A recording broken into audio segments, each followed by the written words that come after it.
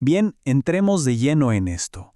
El objetivo de este análisis visual es muy claro. Vamos a transformar lo que podría parecer un tratado histórico denso en un recorrido súper dinámico por la evolución de la justicia en Costa Rica. Hablaremos de cómo pasó de tener unos orígenes realmente humildes a convertirse en la institución moderna que es hoy. Si alguna vez se han preguntado cómo un país construye paso a paso los pilares de su democracia, bueno, están en el lugar correcto porque aquí vamos a encontrar esas respuestas. Para anclar un poco todo este recorrido, vale la pena reflexionar sobre una frase filosófica fantástica que aparece justo en el prólogo del material de origen. Compara la pérdida de la memoria histórica con aquel momento catastrófico en el que el fuego consumió la gran biblioteca de Alejandría, borrando conocimientos invaluables y atrasando la humanidad literalmente por siglos. Es una analogía súper poderosa. Porque, entender las raíces institucionales no es solo un ejercicio académico, es absolutamente vital. Si perdemos de vista cómo se forjó el sistema de justicia, perdemos la brújula de la democracia moderna. Es imposible ser, como dice la frase, simples hojas ignorando el inmenso árbol del que formamos parte. Resulta fascinante pensar en la simplicidad de los primeros recintos judiciales. La justicia costarricense definitivamente no nació en palacios de mármol gigantescos, no. Comenzó en estructuras físicas e institucionales sumamente humildes. Y justamente este punto de partida es el que prepara el escenario perfecto para entender la dramática evolución que tuvo lugar a lo largo de los siglos siguientes. Nuestra hoja de ruta para hoy es bastante clara. Pasaremos por la importancia de la historia, luego la justicia en la época absolutista, la Constitución de Cádiz, las tres épocas históricas clave, los inevitables conflictos políticos y finalmente el camino hacia la segunda madurez. Es un viaje cronológico de casi 200 años y la verdad, muy revelador. Empecemos con la sección 1. Importancia de la historia, preservando la memoria. Documentar todo este pasado ha sido un enorme esfuerzo de décadas, y recordar los cimientos judiciales que las generaciones pasadas construyeron con tanto sudor es clave para garantizar la paz hacia el futuro. El equilibrio y la imparcialidad son fundamentales, claro, pero hay que tener en cuenta algo crucial. Antes de que existiera este sistema estructurado que hoy conocemos, la región operaba bajo un paradigma completamente distinto. Un paradigma donde el concepto mismo de independencia judicial sencillamente no existía en el mapa político. Ni siquiera se consideraba. Pasamos a la sección 2. Justicia en época absolutista. La dominación de la corona. Ahora, lo que resulta realmente interesante aquí es el contraste.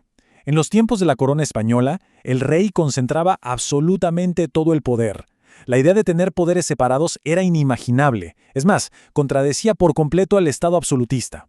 Imagínense cómo funcionaba el antiguo sistema colonial. La justicia local la impartían los llamados alcaldes ordinarios, ciudadanos sin ninguna formación profesional en derecho, y por si fuera poco, el gobernador actuaba como justicia mayor, mezclando roles de manera constante. El marco moderno, por el contrario, nos exige una separación de poderes real, ramas verdaderamente independientes y jueces letrados, profesionales capacitados exclusivamente para administrar justicia. Fue un salto monumental. Esto nos lleva a la sección 3. La Constitución de Cádiz, un antes y un después. La chispa que lo cambió absolutamente todo para la justicia en Costa Rica fue la llegada de la Constitución de Cádiz en 1812. Este documento introdujo por primera vez el principio de separación de poderes en el derecho local y creó la figura de un Supremo Tribunal de Justicia. Ojo con un detalle clave en los artículos 242 y 243. Despojaron de manera radical al rey de su poder judicial. Le prohibieron expresamente ejercer funciones, tomar causas pendientes o reabrir juicios terminados. Además, impusieron el requisito de tener jueces de letras, exigiendo que la justicia estuviera solo en manos de tribunales profesionales. Una verdadera revolución jurídica para la época. Avanzamos a la sección 4, las tres épocas históricas y su evolución en el tiempo. Sabemos que los ideales constitucionales escritos en papel no se vuelven realidad por arte de magia de un día para otro. La institucionalización tomó tiempo y trajo unos desafíos enormes. Veamos cómo se fue construyendo esto. Todo arranca con lo que los historiadores llaman la época del ensayo, a partir de 1812, que fue una etapa de mucha experimentación con diversas fórmulas.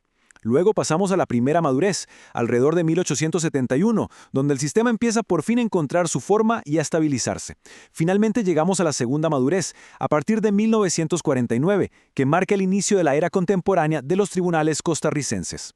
Es fascinante ir trazando todos estos dolores de crecimiento institucional.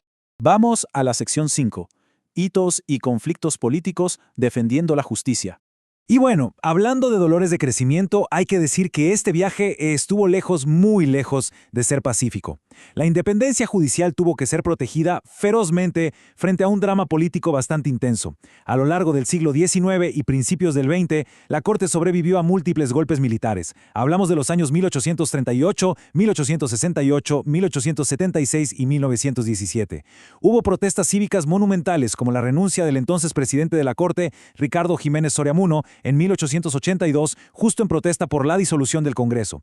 También hubo choques frontales con el Poder Ejecutivo por desobedecer recursos de habeas corpus. Y resulta increíble pensar en la tensión de 1894 con el arresto de un expresidente de la Corte convertido en candidato presidencial. Todos estos eventos nos demuestran que la justicia se forjó literalmente en el fuego de los conflictos. Hay un detalle histórico súper curioso que relatan los textos y que ocurre en mayo de 1947. En medio de un clima político convulso, se emite un mandato oficial que exigía a los magistrados usar un botón distintivo en la solapa izquierda. Era un pin de oro de 10 quilates y esmalte rojo, de unos 18 milímetros, con la leyenda Poder Judicial. Fue un esfuerzo muy simbólico por dejar clarísima su autoridad independiente. Pero lo irónico y hasta trágico es que esto pasó justo antes de que el gobierno de facto de 1948 disolviera por completo la Corte Suprema. Es una muestra perfecta de cómo los símbolos chocan de frente con la cruda realidad del poder político. Y así llegamos a la sección 6, hacia la segunda madurez, la consolidación moderna. Las instituciones sólidas siempre encuentran la forma de reconstruirse. De las cenizas de aquella disolución de 1948 surgió un nuevo ordenamiento que se cristalizó en la Constitución de 1949, llevando al sistema hacia su era más sofisticada.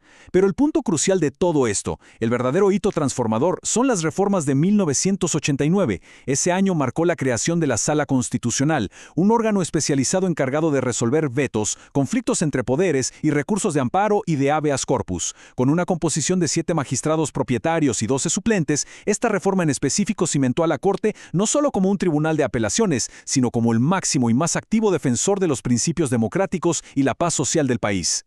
El contraste histórico que hemos visto es verdaderamente dramático. Se pasó de unos inicios humildes y precarios donde la justicia apenas comenzaba a profesionalizarse a un imponente complejo judicial contemporáneo. Y esto representa muchísimo más que simple arquitectura. Es la cristalización de un poder del Estado robusto, profesional e independiente.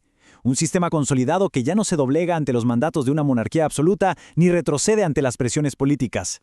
Habiendo repasado cómo se cimentó todo este ordenamiento jurídico, superando épocas de absolutismo, ensayos constitucionales y crisis políticas tan profundas, queda una reflexión inevitable. Así que cerramos dejando esta provocativa pregunta en el aire para quienes nos escuchan. Con unas raíces históricas e institucionales tan profundas y duramente ganadas, ¿cómo se adaptará la administración de justicia a la velocidad y complejidad de los retos del siglo XXI?